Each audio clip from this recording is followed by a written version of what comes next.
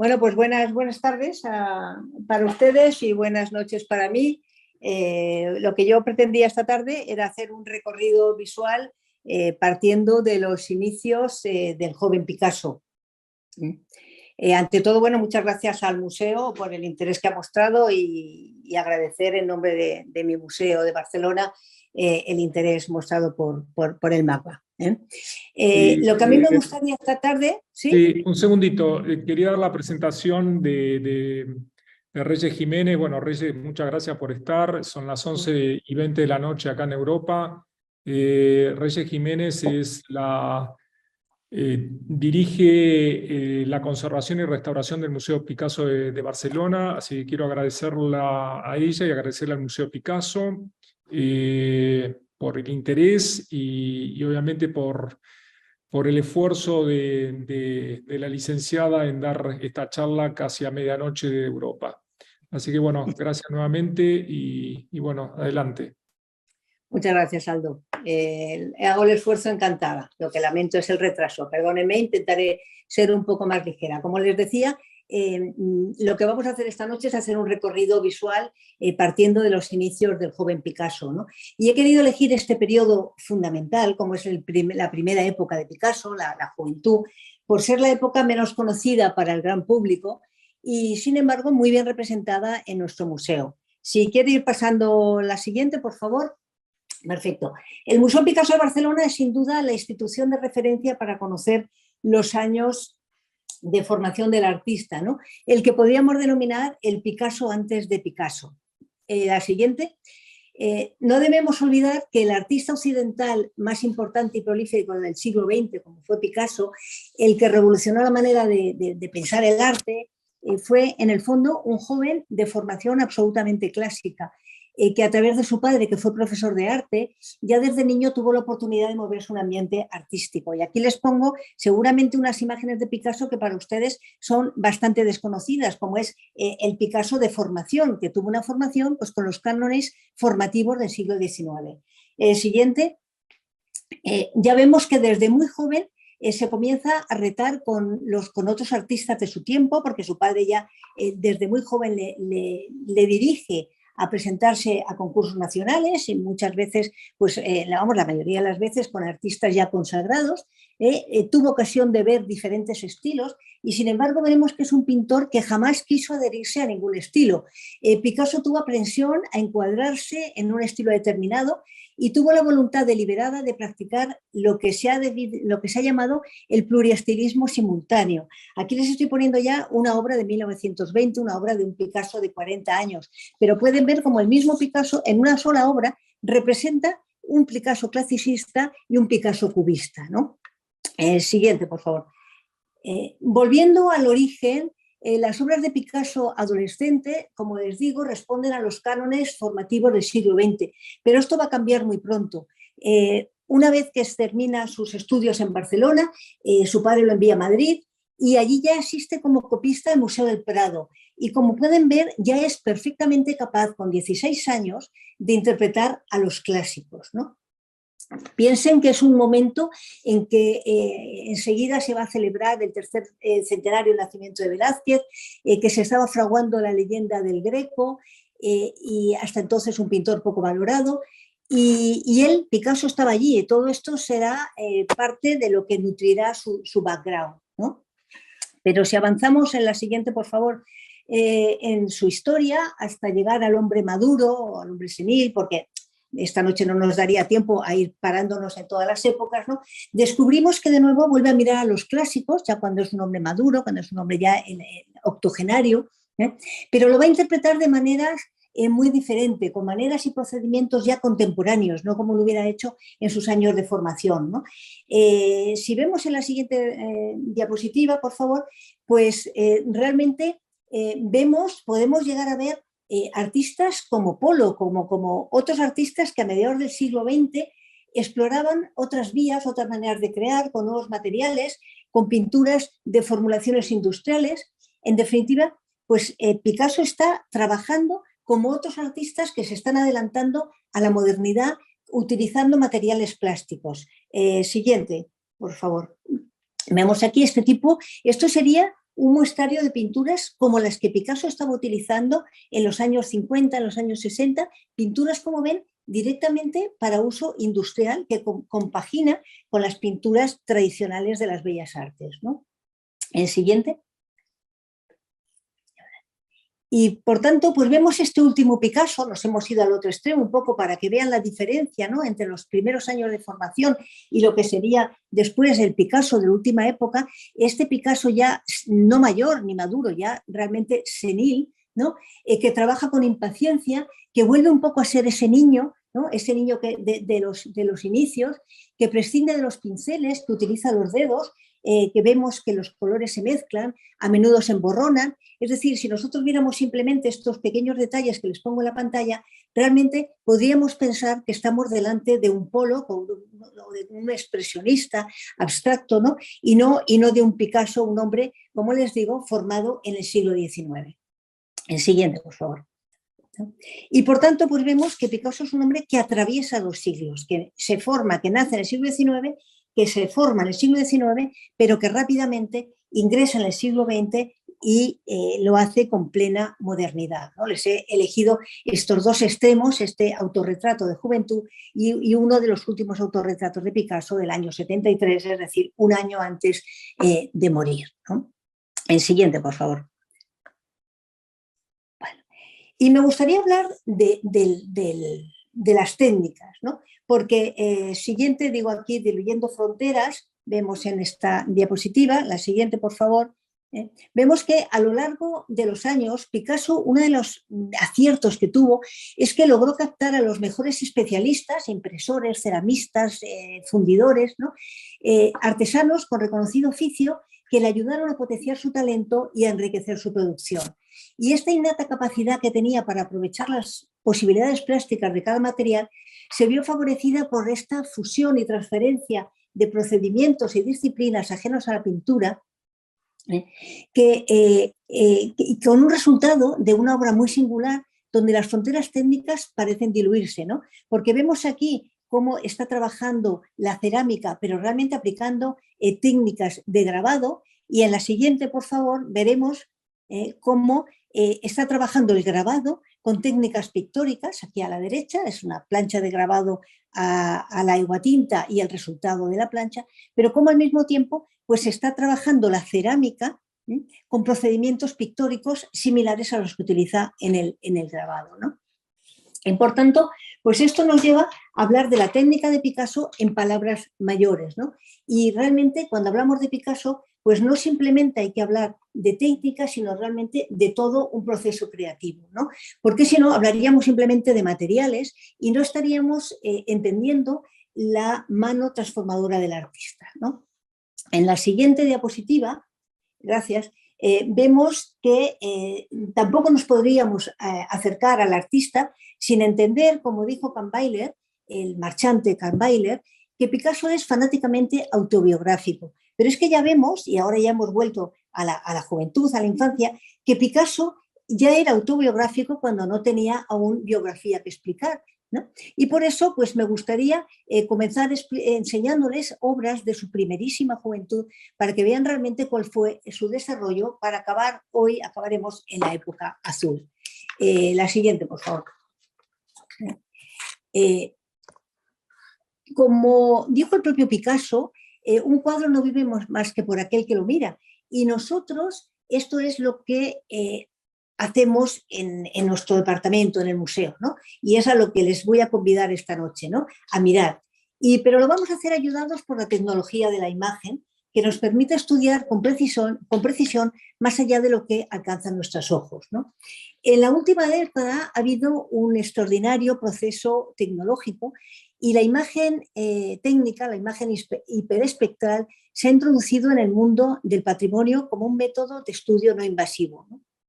Esto nos ha permitido descubrir detalles de las pinturas que habitualmente no se ven, utilizando, como les digo, pues un rango espectral que va desde los rayos X hasta el ultravioleta, pasando por el infrarrojo, que es con los que descubrimos realmente un Picasso desconocido.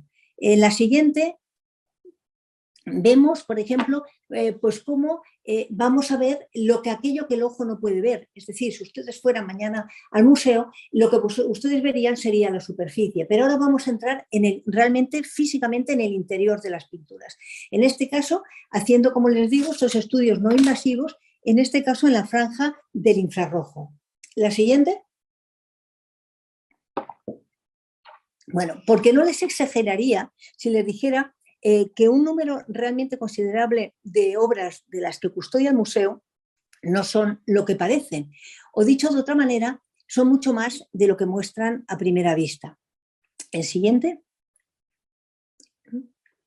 Y el paradigma de nuestra colección invisible, por llamarla así, sería esta pintura titulada La Copa Azul, es decir, la capa visible, la copa azul, pero que bien podría titularse El hombre que se transformó en la copa azul, ¿no? Les aseguro que estas tres obras que están viendo en pantalla existen físicamente, existen en la realidad, pero ocultas por la copa azul. O sea, bajo la copa azul existen estos dos personajes perfectamente terminados y perfectamente pintados, ¿no?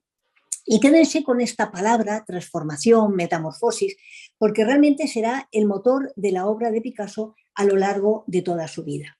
Pero en la siguiente, por favor, nos vamos a dejar un momento a la época azul para regresar a los años de formación, porque desde muy joven, aunque de manera encubierta, Picasso nos está convidando a mirar más allá de lo visible. Picasso se está proyectando en su obra, en este caso a través de sus manos, y nos está haciendo una especie de metáfora del acto creativo, ¿no? Estos dibujos que tienen en pantalla representan una escena dentro de la escena. Son dibujos de un Picasso, para situarles, de 17 años. Un Picasso que se acaba de ir a Madrid y que está empezando a visitar y a copiar el Museo del Prado, ¿no? Como les digo, representa una escena dentro de la escena, ¿no? En este caso, el papel es elemento portante donde se está desarrollando la acción, y en este caso son acciones aisladas, simplemente el artista dibujando, al que vemos por sus manos, ¿no? Pero más adelante, en el periodo azul, veremos que realmente las obras lo que esconden son intrahistorias o narraciones ocultas que, al irlas descubriendo, al ir analizando las obras y ir descubriendo aquellas capas no visibles, vamos entendiendo que todas estas capas se conectan entre ellas y acaban construyendo todo un discurso sólido que recorre todo el periodo, ¿no? En la siguiente, recuerden que les he comentado hace un momento el carácter autobiográfico de su obra, pues en 1919 vuelve a aparecer este Homo Faber, ¿no? Este hombre que fabrica, que crea, y de nuevo la imagen del artista enmascarado. Ahora ya estamos con un hombre de 40 años, un Picasso de 40 años, que ha creado el cubismo, que ha revolucionado la historia, pero sigue con este marcado carácter autobiográfico, ¿no? Y pasamos ya, en la siguiente, por favor, al proceso creativo. Volvemos otra vez al Picasso joven o al Picasso niño, porque realmente es un Picasso aquí de 14, 15 años, ¿no? Y vemos cómo el retrato, como buen estudiante del siglo XIX, pues fue uno de los ejes vertebradores de su formación. Y en el caso de Picasso, pues el cuerpo y el retrato fueron claramente materias troncales de su aprendizaje. Desde el principio aprendió que el concepto del canon pues alude a estas relaciones armónicas entre las diferentes partes del cuerpo, que debería respetar unas reglas de proporcionalidad, que debería tener la figura, ¿no? Pero todo esto lo aprendió, y lo aprendió sólidamente para, si me permiten la palabra, poder desaprenderlo muy rápidamente.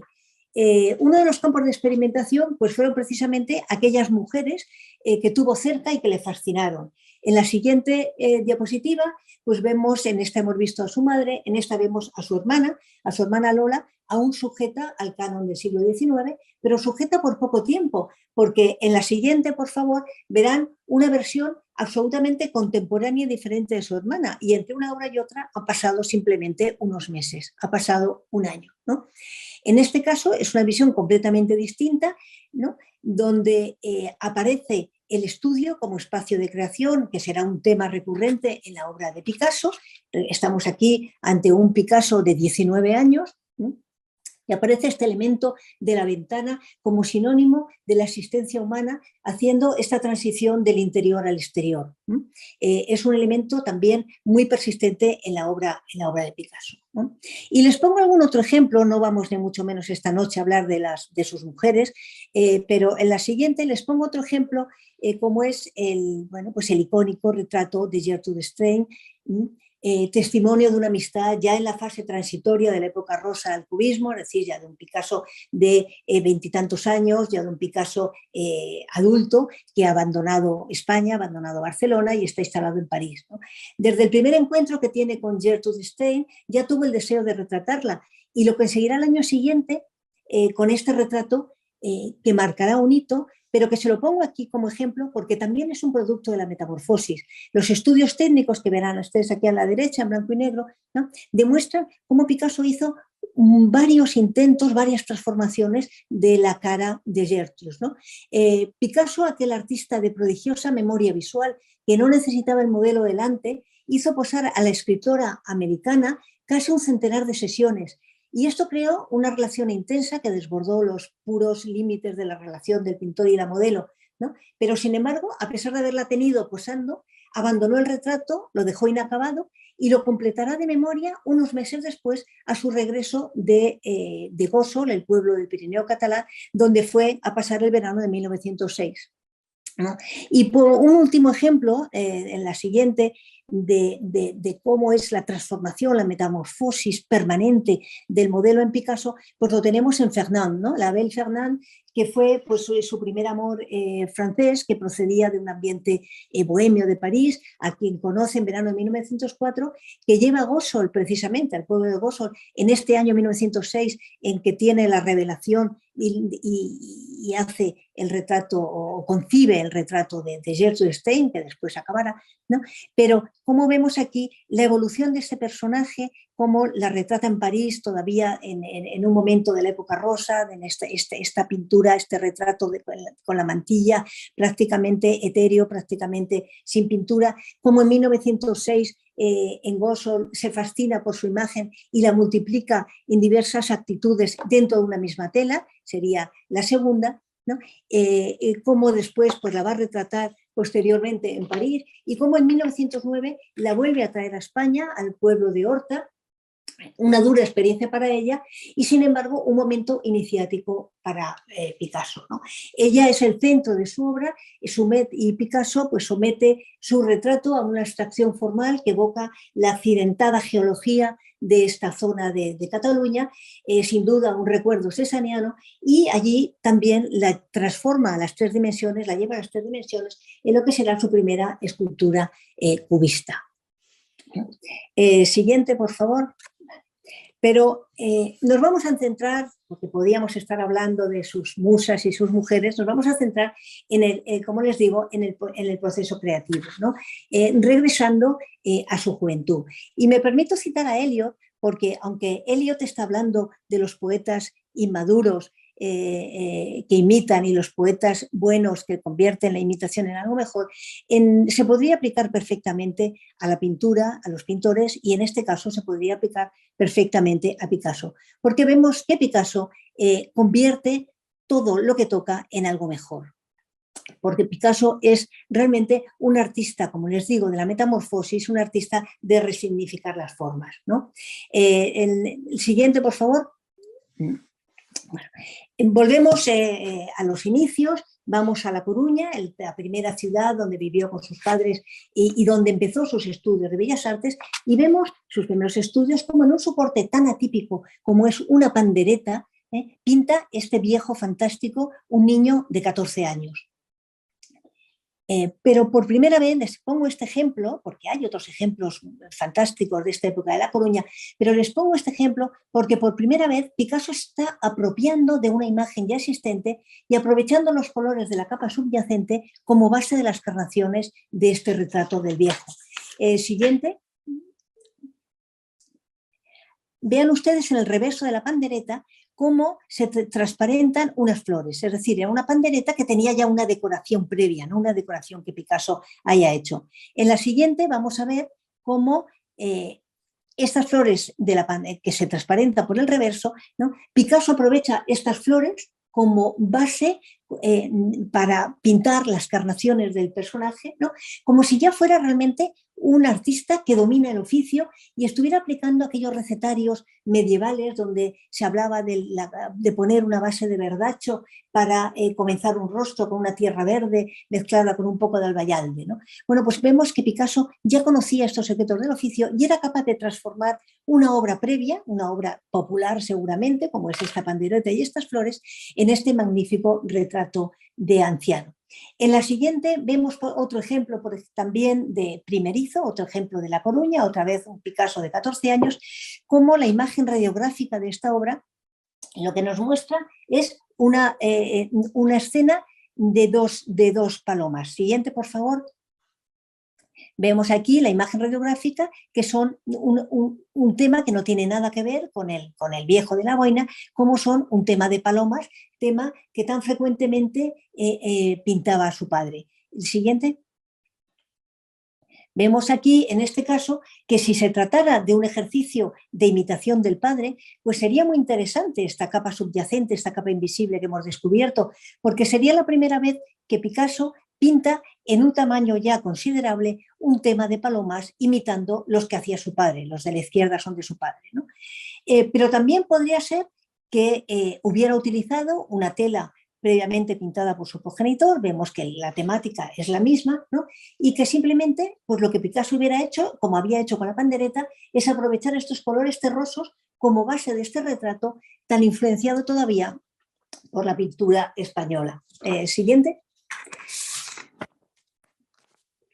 Siguiente, por favor. Para Picasso, el soporte, ya fuera papel, ya fuera tela o ya fuera otros menos ortodoxos, como los que hemos visto de la pandereta, son campos de experimentación abiertos, ¿no? Espacios que transforma a su antojo.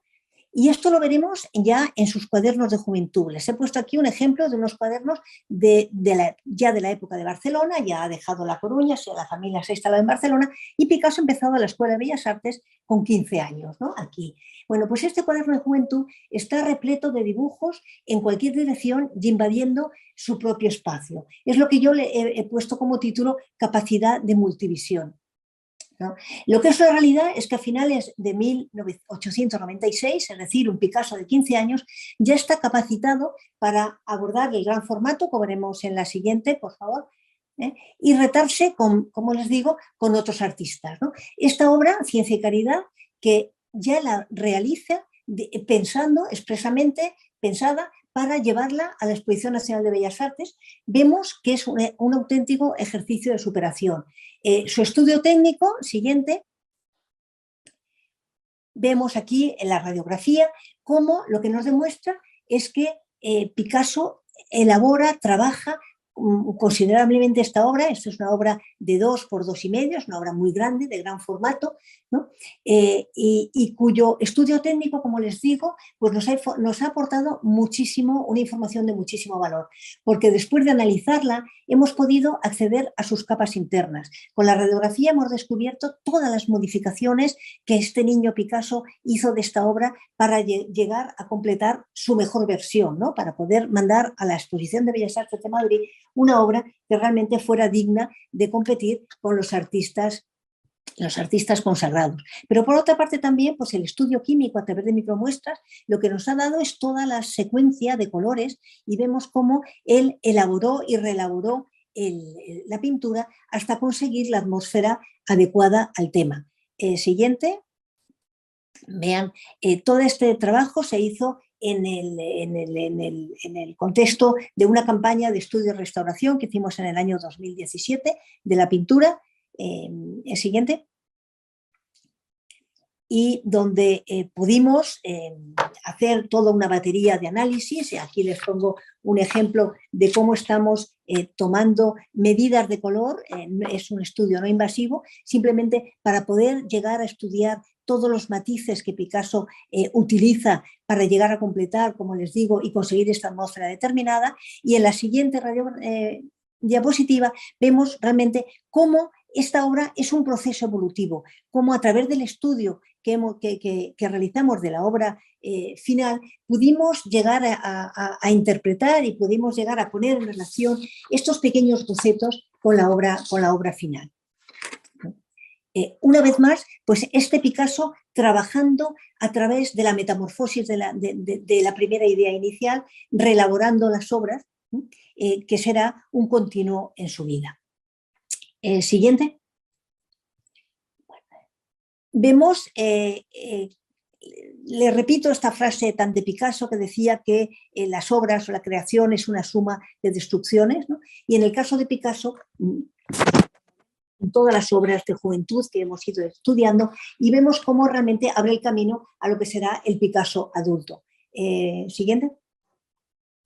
Vemos que Picasso siempre mostró un talento innato para adaptarse a cualquier soporte y aprovechar las cualidades plásticas de cada material, ¿no? Y cuenta Fernand Murlot, el gran impresor, que cuando en la década de los 40, estamos hablando de un Picasso adulto, trabajaba, como les digo, la piedra litográfica, Picasso se atrevía a cometer lo que ellos, como técnicos litógrafos, entendían que eran auténticas barbaridades, ¿no? Porque modificaba de forma reiterada una misma piedra. Lo que en otro artista hubiera significado un fracaso, en Picasso el resultado de este proceso de transformación vemos que es extraordinario, ¿no? Esto, como les digo, lo hace un Picasso experimentado, un Picasso de 60 años, pero es que este mismo proceso de transformación ya se había iniciado en su juventud, ¿no? Vemos aquí pues como parte de una primera idea, el primer grabado, el primer estado de la piedra litográfica, y cómo va sintetizando hasta acabar realmente en una pura línea, ¿no? Pero como les digo, esto ya lo empieza a hacer en su juventud. Siguiente. Por eso, al analizar pinturas de su época de estudiante, hemos descubierto cómo Picasso fragmentaba estas pinturas, ¿no? Recortaba, imaginamos que una vez, aquí vemos la tela antes de su restauración, era una tela fragmentada, y después de su restauración, ¿no? Como Picasso seguramente, una vez que había acabado, estamos hablando aquí de un Picasso de 15, 16 años, ¿no? Había acabado su academia y el profesor se la había calificado, lo que hacía es que hacía unos recortes, recortaba la tela y pintaba otra cosa encima. En la siguiente diapositiva, siguiente, por favor, vemos perfectamente, ¿no? Cómo tenemos obras procedentes de una misma tela, datadas diferentes. Es decir, nos encontramos que tenemos, por ejemplo, esta obra Junto al difunto, que es una pintura de 1899, 1900, que sin embargo conserva una datación antigua. ¿Por qué? Sencillamente porque era un fragmento de tela de una academia del año 1896 que Picasso recorta y que en este caso hemos podido reconstruir gracias a este pequeño fragmento que ven ustedes abajo, en el óvalo que marco abajo, del codo, ¿no? Sin necesidad de hacer una radiografía, hemos podido reconstruir. No, ya está bien la siguiente, porque realmente, pasa a la siguiente, porque vemos que al analizar muchas de estas pinturas nos encontramos con esta misma casuística, ¿no? En este caso, el retrato de un desconocido al estilo del Greco, una obra del año 99, y que sin embargo la radiografía lo que nos delata es un fragmento de academia seguramente del año 96, año 97. Siguiente. Vemos aquí la reconstrucción virtual que nosotros pensamos de cómo debería ser esta academia, ¿no? Que seguramente en alguna colección o en algún museo del mundo tienen alguna obra de Picasso de este periodo y que ha cubierto el resto de esta academia, ¿no? Siguiente. Y por tanto, pues creo que ya podrán entender a estas alturas que no partir de un lienzo en blanco a Picasso le ayudó a desarrollar habilidades para resignificar las formas, ¿no?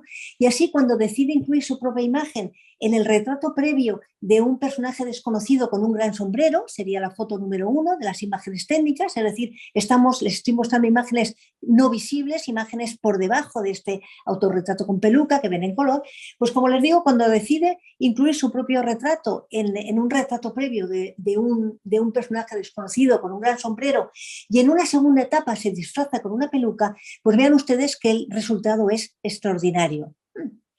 El siguiente lo veremos con más detalle, ¿no? Ven aquí la radiografía a la izquierda y la obra final a la derecha. Es lo que ya podríamos llamar una pintura multicapa. Picasso está consiguiendo, elaborando una obra a través de una sucesión de capas, a través, en el fondo, pues, de una sucesión de destrucciones, por decirlo así, ¿no? Y bueno, pues a estas alturas, el siguiente, por favor. Ya habrán entendido que mirar a través de las capas de pintura, así como hacerlo en la superficie y en alta resolución, lo que revela es mucho sobre cómo se ha pintado esta obra, cómo se hizo esta obra y cuál es su estado de conservación, ¿no? Y aplicando estas técnicas de análisis, nosotros llevamos en el museo muchos años investigando la obra de Picasso, partiendo de dos aspectos que la historia del arte no ha tenido en cuenta hasta bien entrado el siglo XX, como es la materia pictórica y el proceso creativo. En la siguiente imagen vamos a entrar ya en la época azul, ¿no? Hemos dejado a este Picasso niño, este Picasso de formación, a este Picasso que con 20 años decide marchar, con 19 años decide marchar por primera vez a París y que durante los 4 siguientes años, entre 1901 y 1904, va a hacer 4 viajes entre París y Barcelona hasta que definitivamente se establece en 1904 en París. Es lo que podríamos llamar la época azul, ¿no? En el año 2022 y realizamos una exposición en el museo el año pasado titulada Picasso Proyecto Azul, donde presentamos detalles inéditos de una etapa trascendental como es la época azul. Todo el mundo sabe algo de la época azul de Picasso y sin embargo sus obras han sido muy poco estudiadas. Y entre las conclusiones de esta investigación destacaríamos algunas características cuyo germen ya estaba en su obra de juventud, y por eso he querido empezar por esta obra de juventud, y que se fueron consolidando a lo largo de la época azul, pero que realmente serán fundamentales en la gestación de su obra posterior, ¿no? Resumiendo muy rápidamente, para que no se nos haga muy tarde, pues para mí hay 5 temas fundamentales de la época azul y de nuestras conclusiones, de nuestros estudios, como puede ser la metamorfosis de las formas, que ya veníamos viendo en la época de juventud, frente a la teoría tradicional de que Picasso reciclaba sus telas de este momento por motivos económicos. Vemos que realmente, en realidad, él se está retroalimentando en las imágenes anteriores. El cromatismo de las capas internas, que tiran un poco por tierra y ponen en cuestión el uso inmediato de la monocromía azul en la época azul, la repetición de motivos, la interconexión de motivos y las claves visuales que Picasso está ofreciendo al espectador al evitar la sensación de una tela en blanco, ¿no?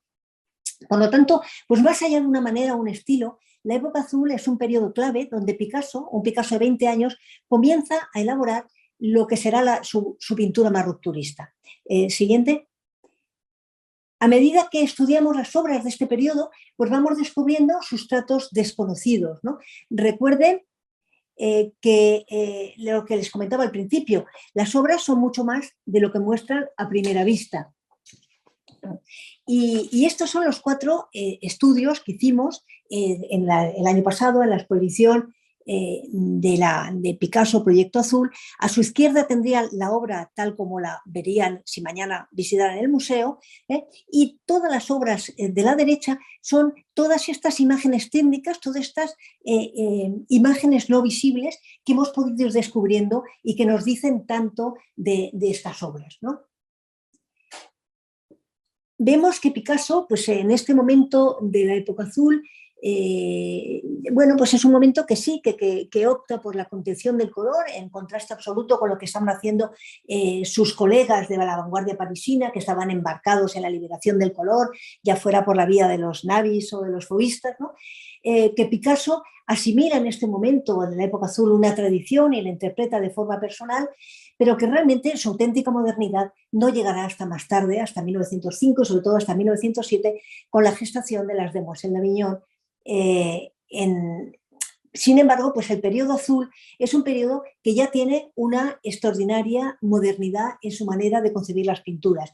En la siguiente vemos cómo Picasso en cada pincelada está logrando una especie de acoplamiento entre las formas, ¿no? Está fusionando los trazos, está conectando físicamente las capas, ¿no? Recuerden este autorretrato con peluca que les enseñaba, ¿no? Cómo ya es un preámbulo a lo que realmente hará después en la época azul, ¿no?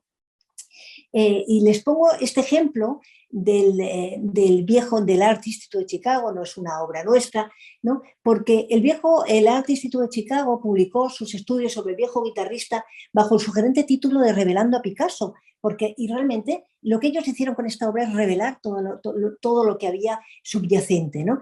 Desde el primer estudio, sucesivos equipos científicos han ido realizando un trabajo de auténtica arqueología, que es lo que hay que hacer con la obra de Picasso, ¿no? Individualizando, en este caso, de esta pintura, hasta 3 capas sucesivas dentro del mismo soporte, ¿no? Y todas ellas interconectadas, ¿no? Como vemos, pues Picasso utiliza las formas existentes, ¿no? Este personaje femenino que además tenemos constancia de él por la literatura, por las cartas que enviaba a sus amigos, por los dibujos, etcétera, ¿no? Pues cómo este personaje femenino se va a acoplar o va a permitir que se acople perfectamente el viejo guitarrista, ¿no? Ahora no tenemos tiempo de ir analizando la pintura, pero les puedo asegurar que el ángulo de la guitarra se adapta perfectamente a la cabeza de la vaca que tiene esta señora detrás, ¿no? Y la curva del hombro de la mujer pues también está reseguida por la cabeza del viejo guitarrista, ¿no? Y siguiente, la culminación de este proceso de transformación la encontramos en la pintura de la vida.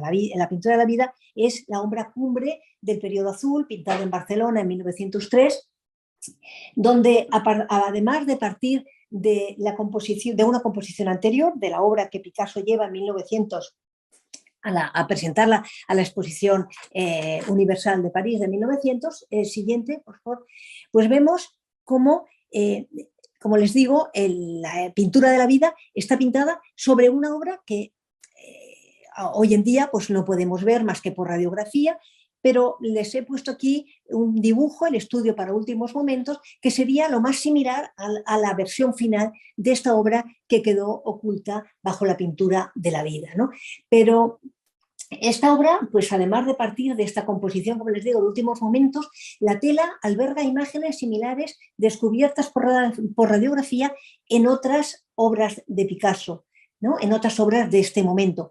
Pero sobre todo es el paradigma de la metamorfosis, porque en un inicio el personaje representado es el propio Picasso, es un autorretrato del artista, ¿no? Esta pintura que me permito poner aquí este pequeño recuadro de arte terapia, para mí es un auténtico ejercicio de arte terapia. Es su amigo Casagemas, el que finalmente quedó retratado en la pintura final, se había suicidado en 1901 y Picasso pues le cuesta una serie de meses asumir la pérdida de su amigo y empieza a hacer una especie de ejercicio de introspección que yo me he permitido poner ejercicio de arte terapia porque yo creo que realmente él expresó con pintura lo que no fue capaz de expresar con palabras. Creo que en la siguiente vamos a ver un poco mejor la imagen, efectivamente, vemos la pintura final de la vida, del Clive de la Misión, y vemos no una radiografía, sino una reflectografía de infrarrojo, es decir, una imagen técnica de infrarrojo, donde si se fijan en el recuadro que tienen debajo, no tiene nada que ver la imagen que se está viendo con la imagen final de la obra. Es decir, es esta idea que yo les decía de que Picasso va ocultando, va explicando pequeñas historias que se van entrelazando entre las obras de la época azul, porque este personaje que vemos en la imagen infrarroja, pero que después ya no queda visible porque lo tapa por esta mujer acurrucada, es un personaje que va a aparecer en dibujos, que va a aparecer en otras pinturas, ¿no? Y por tanto, pues todas las obras podemos decir que están explicando una historia. Siguiente. Y ya pues me gustaría finalizar mostrándoles los estudios más recientes del Museo Picasso. Estas 4 obras son del Museo Picasso de Barcelona. Y los explicaré en orden cronológico, empezando desde 1901 al último de Tejados de Barcelona de 1903, ¿no? El primero, siguiente por favor. es La naturaleza muerta de 1901 y ya la radiografía nos había alertado de la existencia de una capa subyacente, que veremos en la siguiente. Vean ustedes la radiografía y en la siguiente imagen vamos a ver cómo todavía la radiografía pues, nos alertaba de una capa subyacente, pero realmente era una imagen muy confusa, ¿no? En la siguiente veremos cómo más tarde pudimos identificar, este es un estudio que hemos hecho a lo largo de, pues tal vez de 10 años, ¿no? Hasta los estudios finales, ¿no? Y como les digo, pues más tarde pudimos identificar que en su capa más interna había pinceladas de colores puros aplicados en el estilo de las obras de aquel verano. En la siguiente, vean ustedes, si nosotros pudiéramos quitar esta capa azul, ¿no? Lo que estaríamos viendo es este fondo colorista de pinceladas cortas, espesas, muy matéricas, que corresponderían a las pinturas que Picasso presenta en el verano de 1901 en la famosa Galería Vollard, del marchante Vollard. Aquí todavía tenemos un Picasso muy colorista, un Picasso que no ha entrado aún, ni mucho menos en la época azul, le faltarían 6 meses, tampoco le falta tanto para entrar en la época azul, y aún trabaja esta paleta muy cromática, de pinceladas muy espesas, muy matéricas, en definitiva, una pintura muy rápida, una pintura muy comercial, una pintura pues, para ser vendida fácilmente, que es la intención que tenía Picasso en este momento, ¿no? El siguiente. ¿No? Como les digo, la radiografía en un principio pues, nos dio esta imagen muy confusa, pero en el año 2018 tuvimos la suerte de poder hacer una colaboración con la National Gallery de Washington y podemos hacer un estudio con infrarrojo mucho más preciso. Vean ustedes cómo en estas imágenes infrarrojas lo que nosotros estamos viendo es cómo Picasso ha transformado una pareja apoyada en una mesa, la ha transformado en una naturaleza muerta. Como este personaje de la derecha, que podría ser un personaje masculino, deducimos, porque el de la izquierda hemos visto que tiene un pendiente y por tanto pues deducimos que eso se trata de una pareja acodada en una mesa, ¿no? Y cómo a través del infrarrojo podemos precisar mucho más y podemos complementar la radiografía. Siguiente. Y avanzando un poco más, al recuperar estos contornos de las figuras, pues lo que descubrimos es que la imagen subyacente de esta naturaleza muerta de 1901, de la que teníamos identificado que se había presentado una exposición en París en 1902, pero realmente en 1901 no teníamos muy claro en qué exposiciones había ido, pues como les digo, esta imagen subyacente del bodegón, de la naturaleza muerta, lo que tiene es muchas coincidencias con aquellas obras que Picasso pintó en el otoño de 1901 en pleno proceso por el duelo de su amigo Casagemas. Fíjense cuántas conexiones, ¿no? Porque, bueno, no, esta vez, porque, bueno, pues vemos cómo una vez que hemos podido localizar, hemos podido entender realmente que se trata de una pareja acodada, de una pareja que tiene las características de este momento del otoño de 1901, pues podemos incorporar y datar mucho mejor y ubicar mucho mejor al menos esta primera etapa de la pintura del bodegón en 1901, ¿no? En el otoño de 1901, ¿no? En la siguiente sería el segundo ejemplo paradigmático de estudio, sería este retrato de Sabartés con Quevedo, ¿no? Esta pintura de los inicios de la época azul que tiene una historia apasionante porque fue realizada en París a finales de 1901, está datada por Picasso y por tanto pues la teníamos localizada, ¿no? Sin embargo sabemos que la trajo, la llevó de París a Barcelona en algún momento de 1901, pero no sabíamos muy bien, con precisión, exactamente la fecha de su segundo viaje, ¿no? Sin embargo, un estudio reciente ha permitido concretar la fecha del traslado de esta obra de París a Barcelona al descubrir con técnicas infrarrojas los vestigios tipográficos de un diario parisino, en concreto de Le Journal de París del 18 de enero de 1902. En la siguiente creo que se puede ver mejor. Bueno, vemos aquí cómo al estudiar la imagen más de cerca y con luz rasante, ¿no? Pues una misma obra nos da información muy diferente, ¿no? En la siguiente sí que vamos a ver, bueno, pues cómo esta epidermis de esta pintura tenía una serie de detalles que eran un poco sorprendentes, no sabíamos si eran manchas, pero efectivamente pues podían parecer restos de letras, ¿no? En la siguiente imagen van a ver cómo la imagen visible ocultaba estas letras, que no sabíamos muy bien qué era, pero como la imagen infrarroja nos potencia esta imagen de las letras, nos potencia el carbón y la tinta del periódico, y esto nos ha permitido, como les digo, localizar que se trata de un periódico parisino, es decir, la teoría que tenemos, porque además la pintura tiene unas arrugas muy extrañas, es que Picasso debió envolver esta pintura, y ahora verán que otras más, con un periódico que tuviera a mano, y por tanto pues nos ha permitido, el periódico, la pintura debía estar todavía fresca, la tinta del diario se quedó adherida a la superficie de la pintura, ¿no? Y esto es lo que nos ha permitido localizar con precisión exactamente, ahora, la siguiente creo que se ve cómo es siguiente imagen, es efectivamente la página 2 del periódico Le Journal del 18 de enero de 1902, ¿no?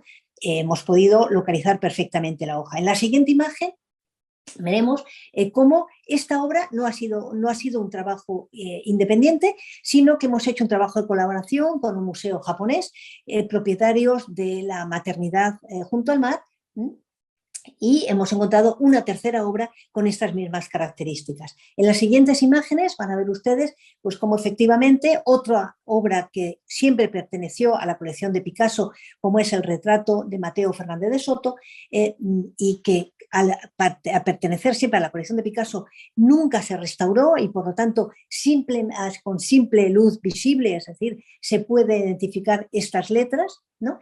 Y como en la siguiente, que ya sí que es la que pertenece al Pola Museo, al ser una obra pues, que ha pasado por varias manos y ha pasado por la mano de los restauradores, los vestigios de las letras que se veían en 1950, la foto de la izquierda, ¿no? En este momento a simple vista no se ven, pero se ven con técnicas infrarrojas. Creo que la siguiente imagen hay algunos detalles.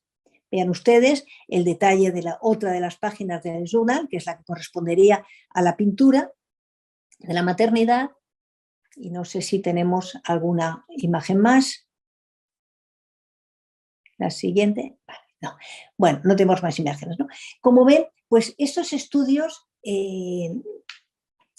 técnicos lo que nos aportan es una información absolutamente novedosa, una información por otra parte precisa. Es decir, ahora sí que podemos precisar pues, la vuelta de Picasso a Barcelona en 1902, pero también otra de las informaciones que nos dan pues es toda la información de su capa subyacente, ¿no? Y en este caso también nos permite, hemos podido obtener, ya habíamos hecho ya hace años una radiografía, que es el estudio más simple, ¿no? Pero ahora lo que hemos podido obtener es una imagen infrarroja de muchísima más definición, igual que habíamos hecho con el bodegón de 1901, ¿no? Descubriendo cómo bajo la capa de este personaje, de Jaume Sabartés, lo que se escondía, se ocultaba, era un retrato femenino tan típico de este momento de la época azul, de una de las reclusas de Salazar, la prisión hospital donde Picasso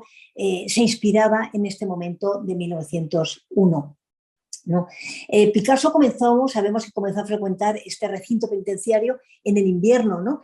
Por lo que las primeras obras todavía no son azules, todavía corresponden a esto que se llama el denominado estilo vitral, ¿no?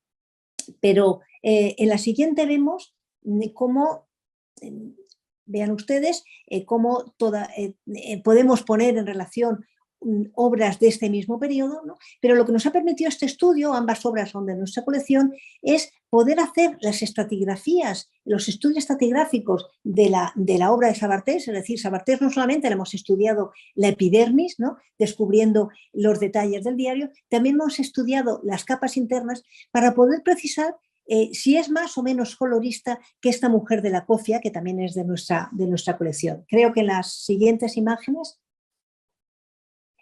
efectivamente, bueno, pues se ven cómo bajo la capa azul de Sabartés lo que tenemos es todavía un personaje femenino de este momento de 1901, todavía muy colorista, todavía esa paleta que aún no se ha teñido de azul, de este Picasso que está entrando en la época azul, ¿no? Bueno, en ambos casos lo que hace Picasso, algo tan característico de la época azul, es perfilar con azul de Prusia las figuras, ¿no? Y después pues rellenarlas con espesas pinceladas, ¿no? Y esto es lo que nos permite después con los estudios infrarrojos el poder determinar perfectamente todo el perfilado y completar la imagen radiográfica. Siguiente. Bueno, la siguiente obra enigmática sería La copa azul, esta obra con la que hemos empezado la conversación, ¿no? Como les decía, en la imagen visible vemos perfectamente la copa azul, pero el estudio radiográfico ya nos había alertado de una figura masculina, pero es que el estudio infrarrojo que hicimos recientemente en colaboración con una universidad italiana, lo que nos ha permitido es descubrir el perfil de una figura masculina, barbada, perfectamente definida, perfectamente dibujada, que lo que nos da a entender es que se trataba de una obra acabada. Por lo tanto, pues también rompemos este mito de que Picasso en la época azul reciclaba las telas por motivos económicos. Esta era una tela perfectamente acabada, ¿no? Creo que en las siguientes imágenes se ve cómo, bueno, en este caso repito un poco la misma idea, ¿no? Como el infrarrojo, a medida que utilizamos en diferentes longitudes de ondas, podemos adentrarnos más y más y más en la capa pictórica hasta llegar a la última capa, ¿no? El siguiente, por favor. Vean aquí con qué definición Picasso realiza este personaje masculino perfectamente dibujado, perfectamente perfilado, y creo que en la siguiente lo que estamos viendo es efectivamente cómo esta obra estaba firmada en la primera capa. Si ahora van al museo, ustedes verán la obra no firmada y sin embargo en la última capa, en la capa más interna, Picasso había firmado perfectamente visible todavía en la pintura fresca, ¿no? En la pasta fresca, ¿no? Esto, pues lo que confirma es lo que les comento, ¿no? Que Picasso la obra la había dado por acabada y sin embargo la transforma, la metamorfosea, ¿no? En este caso, otro tema muy interesante es cómo Picasso parte de esta obra, ¿no? Y a través de veladuras de azul de Prusia que van cubriendo el fondo, la transforma en la copa azul. Creo que en la siguiente imagen vamos a ver cómo efectivamente se cumple otra de las características que yo les decía en la época azul, este juego visual, ¿no? Y en este caso el juego visual que Picasso provoca al espectador la protagoniza la flor roja, ¿no? Picasso sitúa la flor haciendo coincidir su centro con el ojo del personaje y a pesar de que esta pintura la hemos tenido en el museo mucho tiempo, les tengo que decir que hasta que no hemos hecho el estudio de infrarrojo, no hemos entendido que efectivamente el ojo del personaje se veía en el centro de la flor. Ahora, evidentemente, pues con los estudios de infrarrojo se ve perfectamente, pero si se observa con atención, incluso a simple vista se puede ver, ¿no? Por lo tanto, pues recuerden esta cuarta característica del periodo, cuando yo les decía que Picasso deja vestigios que están atrayendo la atención del espectador. No sé si en la siguiente he puesto algún otro detalle, efectivamente, ¿no? Y esto, pues lo que nos hace entender es que a Picasso hay que mirarlo con una nueva mirada, ¿no? Hay que mirarlo desde la epidermis hasta llegar a la estructura más interna que conforma el cuerpo de la obra, ¿no? Nos tenemos que alejar de la imagen visible y valorar otros aspectos como es la textura, como es el brillo, como son las grietas, ¿no? Y la siguiente vamos a ver pues cómo por otra parte, pues otra de las características que yo les decía, cómo las obras están interrelacionadas, ¿no? En este caso, este marco decorado, que también es de la colección del Museo de Barcelona, tiene una relación directa con la capa no visible de la época azul, de la copa azul, sino con la capa no visible de la copa azul, ¿no? Por tanto, pues es fundamental estudiar las obras para entender realmente todo el proceso creativo de Picasso en este periodo. En este caso tengo que decir, la imagen que ven abajo es una estratigrafía, y la copa azul y los dos personajes es una sucesión de capas azules. Aquí sí que no hay cromatismo. Sin embargo, en este mismo momento Picasso, como ven en el marco decorado, está todavía manteniendo una paleta cromática. Siguiente. Vale, no. Y bueno, pues si la obra Últimos Momentos fue una obra rechazada por el artista en 1900, sobre la cual pintó, como les he enseñado antes, el cuadro de la vida, lo que yo me pregunto es si en realidad solo se suprime aquello que se reemplaza, ¿no? Y lo que Picasso hace en realidad es crear un sistema de conexiones y equivalencias entre la capa subyacente y la capa visible, ¿no? En este caso, por ejemplo, vean cómo transforma el color negro de la sotana del sacerdote, que correspondería a la capa de abajo, correspondería a la pintura oculta, la pintura de Últimos Momentos que está oculta, ¿no? Pues cómo la está transformando en el torso de Casagemas, ¿no? Pero la capa subyacente a Picasso no le molesta, no le distrae, al contrario, le está sugiriendo, ¿no? Le está sugiriendo la nueva composición, ¿no? Y trabajando de esta manera, pues Picasso lo que está estableciendo es una sintaxis nueva que no se limita al uso de los elementos de la obra en curso, sino que los transfiere de unas piezas a otras, los aprovecha, los reutiliza, ¿no? Como hará mucho más tarde, o bueno, no mucho más tarde, con las técnicas cubistas, ¿no? Y pasamos ya a la última obra que les presento, que sería Azoteas de Barcelona. Fue la última obra que estudiamos y que presentamos en esta exposición de la época azul, en la que, si tienen ustedes la ocasión de visitar mi museo y ven la obra de cerca, pues entenderán que la epidermis de esta obra no se corresponde para nada con la escena visible, ¿no? Este paisaje de Barcelona que realizó Picasso, pues poco antes de marchar definitivamente a París, como les decía, en 1904, estaba pintado por capas muy finas, casi etéreas, casi inmateriales, ¿no? Cuando era un procedimiento pictórico muy diferente a las primeras épocas, a las primeras obras de la época azul, que son mucho más físicas, con pinceladas mucho más firmes y mucho más empastadas, ¿no? Nos preguntábamos, y lo verán en la siguiente, a qué correspondería tanto relieve y tanta textura que se veía a través de las grietas de esta obra etérea, ¿no? Y la solución nos la dio la radiografía. Efectivamente, si giramos la obra 90 grados, lo que tenemos es una pareja que no tiene nada que ver con la pintura de los tejados de Barcelona y que correspondería más a la temática de Picasso del año anterior, de 1902. Pero lo que es más interesante, y lo veremos en la siguiente, fue para nosotros una sorpresa cuando analizamos a través de las grietas visibles de la pintura las capas internas de esta obra, y lo que descubrimos es que, siendo como es una composición típica de la época azul, la pareja subyacente, la pareja oculta bajo tejados de Barcelona, sin embargo, la había pintado con una paleta cromática. Vean ustedes estos detalles, ¿no?, de la capa azul que correspondería a Azoteas de Barcelona, y estos toques amarillos, naranjas y mucho más cromáticos que corresponderían a la pareja, ¿no?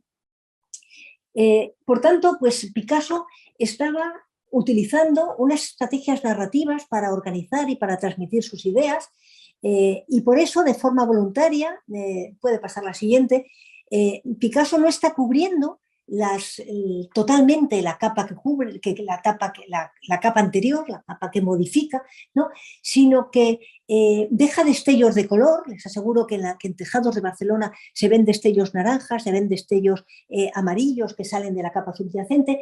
Como les digo, deja destellos de color o aplica capas muy finas, porque Picasso sabe que es cuestión de tiempo, que antes o después la pintura al óleo va adquiriendo transparencia, va agrietándose y se acabará descubriendo la capa inferior, porque, como les digo, pues se agrietará y emergerán esas ideas abandonadas, ¿no? Y bueno, pues yo me gustaría acabar, no sé si debe quedar alguna diapositiva, podemos pasar a la siguiente. Bueno, pues haciéndome la pregunta si repintar era una manera de conservar la posesión de la idea, ¿no? Y me gustaría recordar la premisa de Picasso de que una imagen es la suma de elementos, ¿no? Y ver cómo realmente, pues, durante su desarrollo deja voluntariamente secuencias visibles, ¿no? Y por tanto, pues transformar, lo que Picasso hace es transformar para conservar la posesión de la idea, ¿no? Creo que era la última. Con esto, pues, efectivamente, pues muchas gracias, pero lo que hemos visto pues es este repaso de este Picasso niño, de este Picasso joven, de este Picasso adolescente, hasta llegar a este Picasso de los veintitantos años de la época azul, en que realmente para mí es una época de mucha más modernidad de la que generalmente se ha dicho, mucho más interesante de lo que siempre se ha dicho, ¿no? De que Picasso es un momento en que le falta el dinero y que recicla las telas, ¿no? Y que, como ven, pues es realmente este momento en que Picasso está consolidando las bases de lo que será su modernidad de los años siguientes. Y bueno, pues muchas gracias y disculpen esta manera tan accidentada de pasar la presentación. Reyes, bueno, muchísimas gracias nuevamente por tan brillante presentación. Aquellos que quieran hacer algunas preguntas, antes de dar por concluido la clase magistral, pueden abrir su micrófono y hacer la consulta directamente. Yo más que hacer, permiso, ¿no? Buenas noches. Yo más que hacer una pregunta, porque soy totalmente ignorante a todo lo que vi, estoy fascinada, totalmente fascinada con la exposición, se lo quería agradecer, ha despertado un incentivo en mí para evolucionar en el tema. Le agradezco muchísimo, licenciada Reyes Jiménez, muchas gracias. Pues muchas gracias hermosa, fue hermoso la exposición. Muchas gracias. Gracias. Y lamento los problemas técnicos. No, quedaron olvidados totalmente. Gracias. ¿Alguna consulta más? ¿Alguien quiere hacer alguna pregunta? Buenas noches. Yo solamente me sumo a la compañera, quiero agradecer, me pareció maravillosa la exposición. Yo soy estudiante de conservación y restauración y bueno, acabo de descubrir muchas cosas mágicas, así que muchas gracias. Es usted una colega entonces. Pucha, estoy recién empezando, falta mucho. Bueno, nuevamente gracias a todos por acompañarnos, gracias por el esfuerzo, Reyes, en más de medianoche en Barcelona. Gracias a Ailén por el soporte y la ayuda, por el comienzo un poco tenso, olvidado por la magnífica presentación. Así que probablemente sí tendremos una segunda parte para poder avanzar y adentrarnos más en la vida de Picasso. Ay, sí, por favor. Sí, la esperamos. Es que he querido evitar el tema candente de las mujeres de Picasso, que es un tema que está muy, muy en boga, pero aburre, porque bueno, yo siempre abordo la obra desde la parte técnica, ¿no? Me interesa mucho el proceso creativo, la manera de trabajar, los materiales, cómo transforma los materiales, eso es lo que a mí me interesa del artista. Maravilloso. Quizás yo te quisiera hacer una consulta como para cerrar.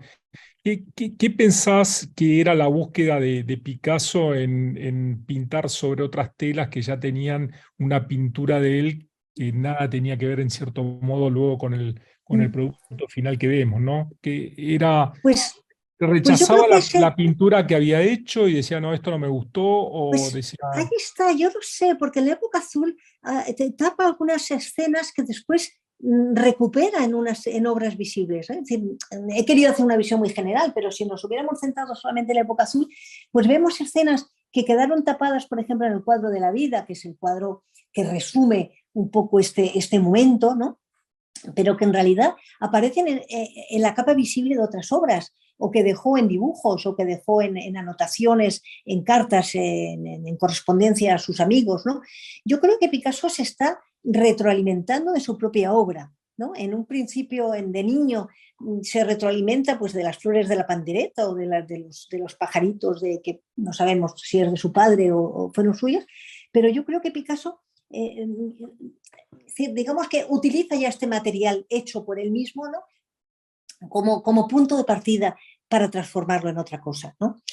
Cuando hicimos el estudio del autorretrato con peluca, realmente es fascinante porque es que realmente son absolutamente una pintura, como les decía, multicapa, ¿no? Y, por ejemplo, en la Tate Gallery de Londres, que está la famosa pintura de la danza, los técnicos de la Tate ya hablan de la pintura de la danza como una pintura multicapa, porque realmente es una pintura elaborada y reelaborada por un Picasso adulto, que no era un Picasso que estaba haciendo,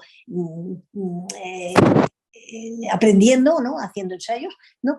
Y por otra parte es una pintura que con el tiempo, al irse agrietando, lo que está apareciendo son destellos de la capa de abajo. Y como les digo, pues ellos ya hablan de una pintura multicapa, y yo creo que nosotros tenemos muchas pinturas multicapa. Esta misma imagen que tienen en la pantalla, si se observa bien a la derecha, se ve un resto de academia y no se ha molestado en taparlo, ¿no? Entonces, no sé, yo creo que es una manera de retroalimentarse con sus propias imágenes. Bueno, O con sus propias creaciones. Bueno, Reyes, gracias, y te comprometemos a una segunda parte en la que seguramente nos adentraremos más y acercaremos a sus famosas pinturas y bueno, estaremos avisando por nuestras redes sociales. Muchas Perfecto, gracias espero nuevamente tener menos problemas técnicos. y gracias al Museo también Picasso Muchas gracias. por haber colaborado con nosotros. Nada, ha sido un Gracias placer. al MACBA, gracias al MACBA por esta postura. Muchas gracias a todos. Buenas noches. Gracias. Bueno, chao. Buenas noches. Gracias. Adiós. Buenas noches. Adiós, Gracias. buenas noches. Adiós. Buenas noches.